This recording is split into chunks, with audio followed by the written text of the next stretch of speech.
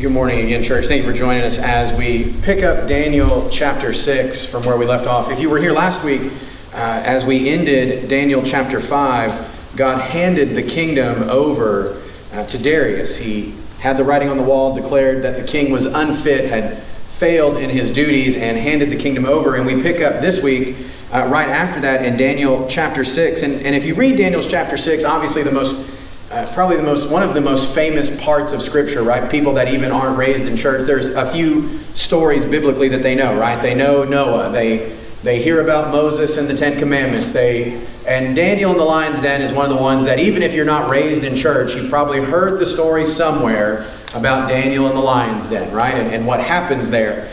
And so when we think about this story, especially for us as believers today, it's easy for us sometimes to kind of blow past that one as adults and go, well, we heard that in Sunday school growing up. We've been around, that one's been around us forever. And we just kind of, I've heard it. And we move on. And that is not always the best thing for us to do. I would say it's not a good thing for us to do because there's so much we can still glean from this, even with rereading and coming back to it later as we go through Scripture. And so as we look, and as we study this today together, I always, when I was reading over it, what I thought about was this. Have you ever had someone come and ask you sort of a loaded question?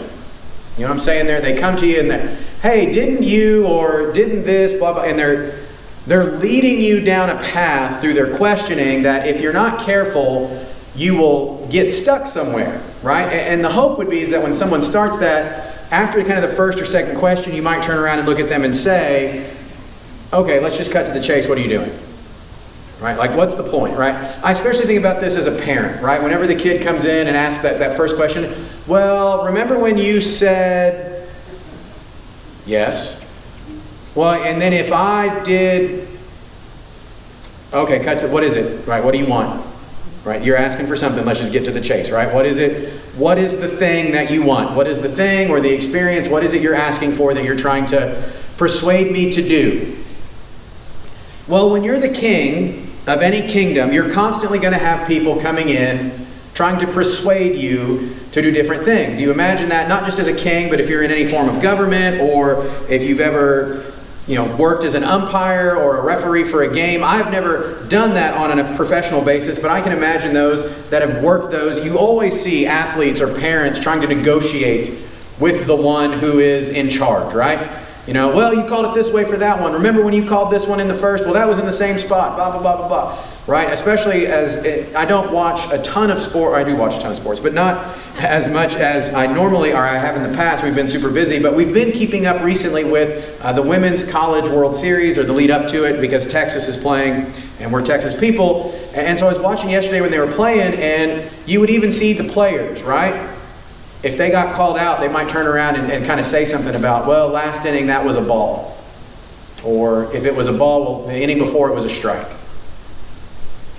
And they're trying to get this thought into the umpire's head of expanding the strike zone or getting a competitive advantage, trying to do something that way. Well, in the same way we see here in Daniel chapter 6, these religious leaders, we're going to use that term loosely, are trying to find a way to gain advantage, to gain position. So we see here in Daniel 6 verse 1, it said, Darius decided to appoint 120 satraps over the kingdom, stationed throughout the realm. So these would have been religious leaders, wizards, whatever. He's stationing them throughout the realm because as he's establishing authority, you kind of want to put people out there that are going to tell you what's going on. These are the folks that when you need to know something, you're going to ask them, hey, what happened? Tell me what's going on in the area. These are his guys. So verse 2, and over them 3 administrators, including Daniel. So he's building in this, as you would think militarily, he's building in chain of command, right? Like you're in charge, you take it to them, they bring it to me. That way we can keep this thing in line. So Daniel is one of the 3 in charge over the realm. It says these satraps would be accountable to them so that the king would not be defrauded. Daniel distinguished himself among the administrators and satraps because he had an extraordinary spirit. So the king planned to set him over the whole realm. The administrators and satraps therefore kept trying to find a charge against Daniel regarding the kingdom, but they could find no charge or corruption, for he was trustworthy, and no negligence or corruption was found in him. And so we see here, Daniel's work is standing up for itself. Daniel was doing what he was called to do by the king because of his dedication. Right? Daniel knew that his job, his call from God, was to do what God had put him there to do. And in this moment, his job was to do what the king had told him to do. And Daniel was going to do it to the best of his ability, so much so that they couldn't find anything. Not one thing, nothing negligent, no corruption. In fact, the one word they used to describe him was what? Trustworthy. Right? They don't like the guy, but they can't say anything negative about him except he's good at his job and he's trustworthy. So then we see this in verse 5. It says, these men said, we'll never find any charge against this Daniel unless we find something against him concerning the law of his God. And so they know that the only way they're going to get him is if they get something in place that would cause him to have to choose between God and the kingdom. Because they know him well enough that he's going to choose his God over anything else. And for us today as believers, if you don't think the world is still doing this to you today, pay attention. Because every day the world is continuing to throw things in front of us as believers that says, all right, what are you going to choose? Are you going to choose the comfort of the world, the acceptance of people, or are you going to choose God? Because in order to choose God, sometimes you're going to have to choose discomfort. You're going to have to choose the uncomfortable position where the world would say, support this, and then we as believers have to say what? No. Because it violates the constructs and the stand-up of my God. I cannot be okay with this. So verse 6 continues. It says, so the administrators and satraps went together to the kingdom and said to him, may King Darius live forever. All the administrators of the kingdom, all the prefects, satraps, advisors, and governors have agreed. Notice the first problem there with what they're saying, right? They've gone with this message saying everyone's agreed. Everyone means who? They have now put Daniel in this. They're saying Daniel has agreed to this. And what we know is that they have not asked Daniel.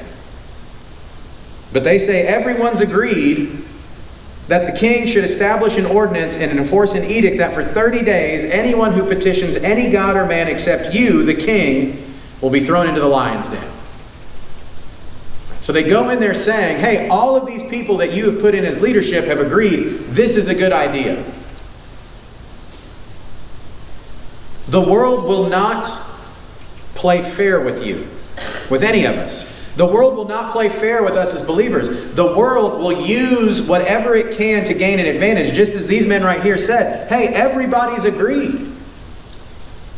Which later we'll see how this comes into play. But when the world gets called out on something like this, it'll say, well, obviously we didn't have time to go ask everyone individually, but the majority said it was a good idea. Therefore, we went with it. Verse 8 continues. It says, therefore, your majesty, establish the edict and sign the document so that as a law of the Medes and the Persians, it is irrevocable and cannot be changed. And so verse 9 says, King Darius signed the document. So we see what they're setting their trap, right? They get this rule put in place, and then to go even farther, they say what? Make sure you can't what? Go back on it. Which, if you're the king here, hopefully after this point you realize that if they ever try this again, you might go, hold on, red flag. Why can I not go, right? That's like the kid telling you, hey, don't go in this room right now. Right? Like if one of my daughters comes to me and says, hey, don't go in my room for 30 minutes. Like instantly everything in my being wants to do what? I'm going straight to that room, right? Like, oh, no, here we go. Like, I want to know. Why are we not doing this? And I mean, I wish, this is one of the points in my life I wish I could go back and look or, be a fly on the wall to see what happened. I wonder if at this point in verse 9, if Darius sort of said, did I just walk into a trap? Did I just do something without really thinking about it? Because I think about myself, and probably all of you in that same moment. You've probably had times in your life where you've done something, or you've been a part of something, or you've signed something, and as soon as it's over, you kind of went, what? I don't know if that was the best idea. Right? Sometimes it's called buyer's remorse, right? You get home from the dealership, the car sat in the driveway for a few hours, and you look outside and you think, what?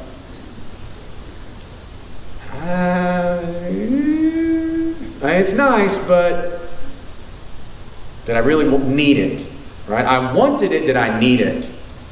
Right? Or I always think about first-time home buyers, right? They buy their first house and they're all excited and you get the keys and then you get into the house and then the first mortgage payment comes and you have to look at that mortgage payment and then everybody goes what? Right? It wasn't that bad at home. Right? Like, can I move back? You're 45. No. Right? You can't. And so we see here, verse 10, it continues, when Daniel learned that the document had been signed, he went into his house, the windows in its upper room opened towards Jerusalem, and 3 times a day he got down on his knees, prayed, and gave thanks to God, just as he had done before. So we see here, Daniel knows the edict's there. Does he change anything about his daily routine? No. It says he continues to do the same thing he's done. He opens his windows towards Jerusalem 3 times a day, kneels and prays. Does nothing different. He didn't go out into the middle of the courtyard and start kneeling out there, yelling and screaming, look at me, look at me, look at me. He just kept doing what he had always done.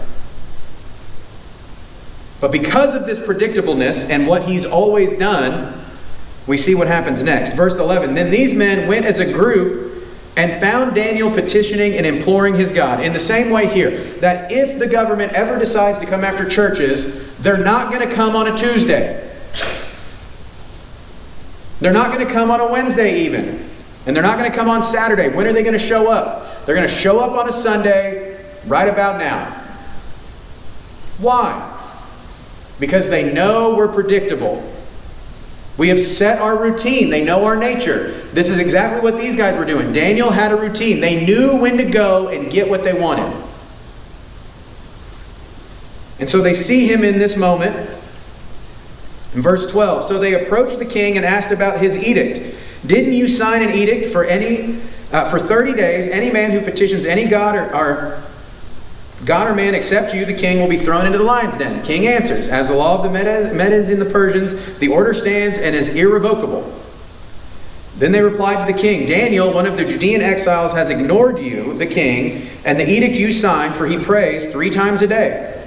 As soon as the king heard this, he was very displeased. He set his mind on rescuing Daniel and made every effort until sundown to deliver him. So we see here that even in the midst of this edict, the king is not upset that Daniel disobeyed him.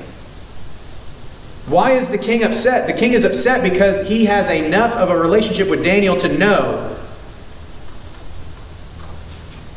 I got to do something to my friend. And even in the midst of that here, he's still trying to find a way to get out of it. He's trying to find a way to get past this, but the world is trying to paint the king into a corner and has painted the king into a corner. And so for the world here, the world believes it is won. The world believes, well, he's painted the king into a corner. He's going to have to follow through on this.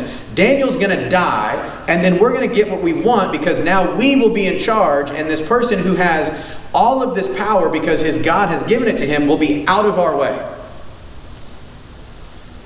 Because the world only thinks in the here and now. The world only thinks in what is right in front of it.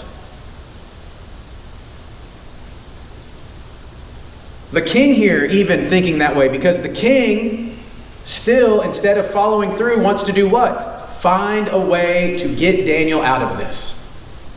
Instead of saying, I'm going to trust Daniel's God, he's going to protect him, he tries to find a way to get Daniel out of it. Verse 15 continues. It says, these men went to the king and said to him, you as king know that it is a law of the Medes and the Persians that no edict or ordinance the king establishes can be changed.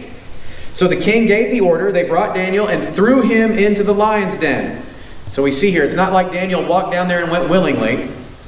Right? Even in the midst of this, I'm sure Daniel was afraid. I'm sure Daniel didn't know what was going to happen. And in Daniel's mind, he thought as soon as he went in there, he was probably going to die. Because as we think about this, so often the world, as I said with the kiddos, the world would say, oh, well, the king just went and had the lions fed. Just got them all fat and happy where they'd sleep and they wouldn't even care that Daniel came in there.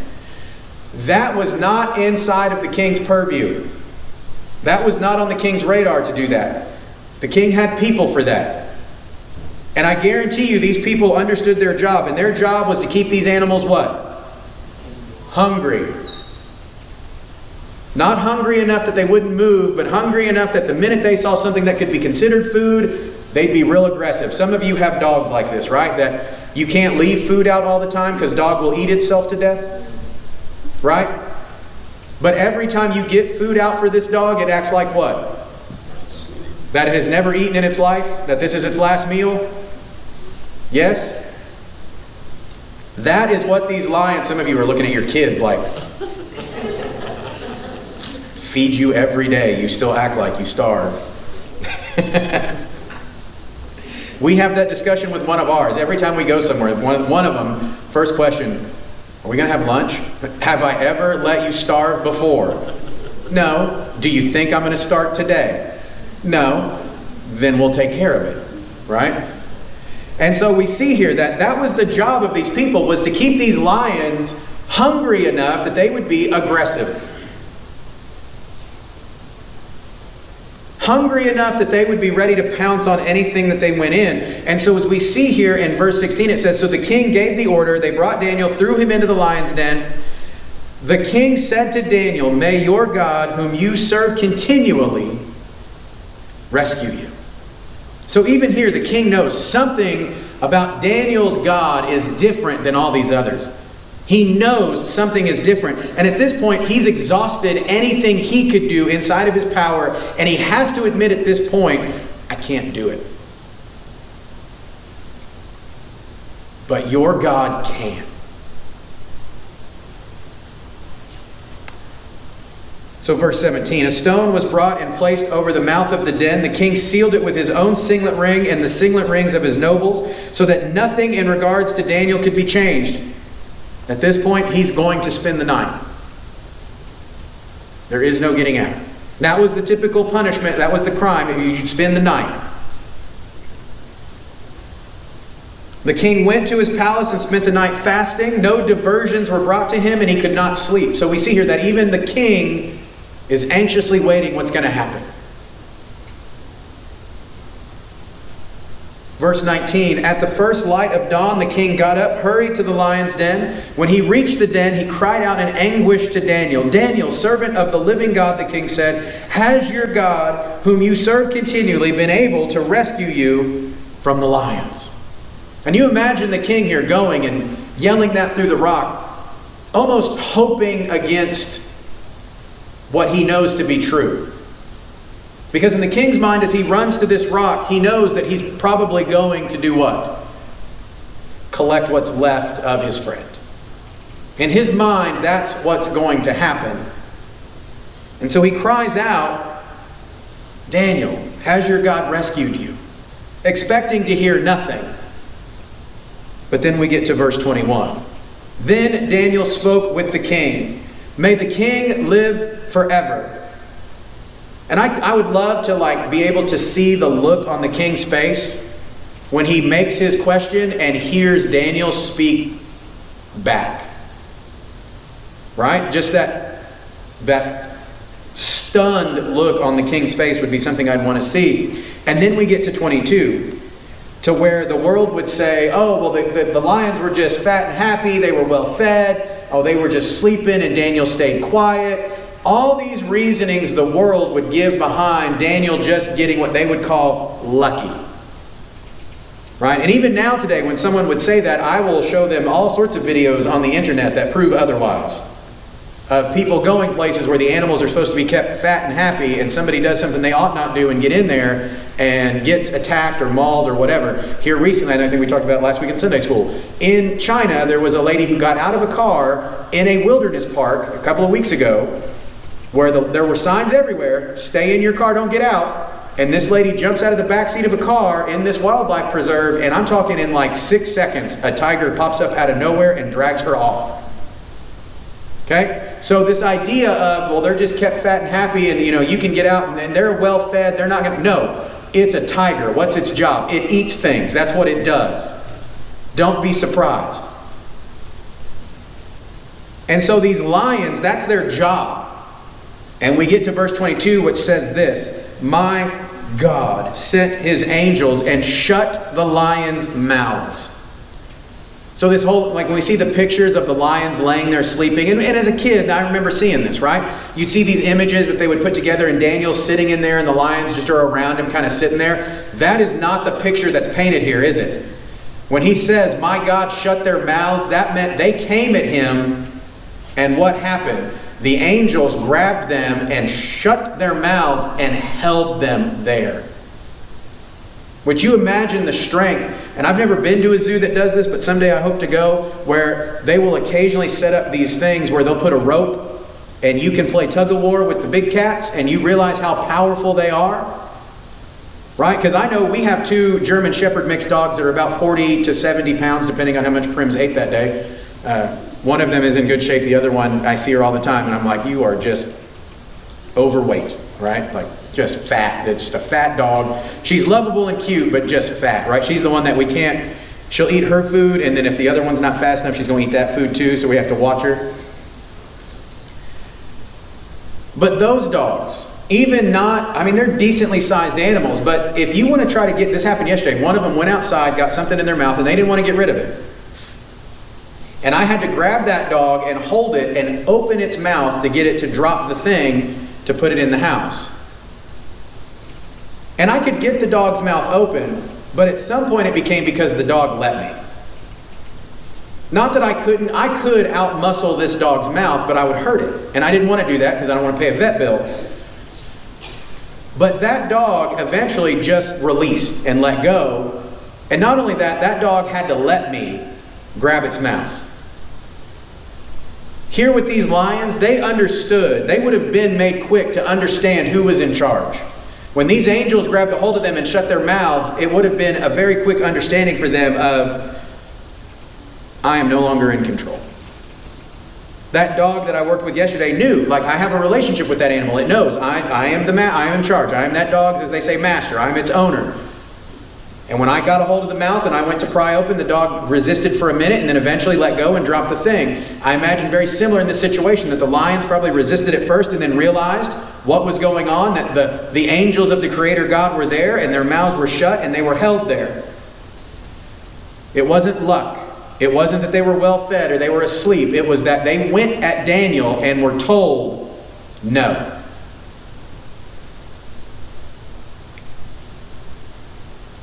Continuing there, it says, they haven't hurt me, for I was found innocent before him. Also, I have not committed a crime against you, my king. 23, the king was overjoyed and gave orders to take Daniel out of the den. So Daniel was taken out of the den uninjured, for he trusted in his God.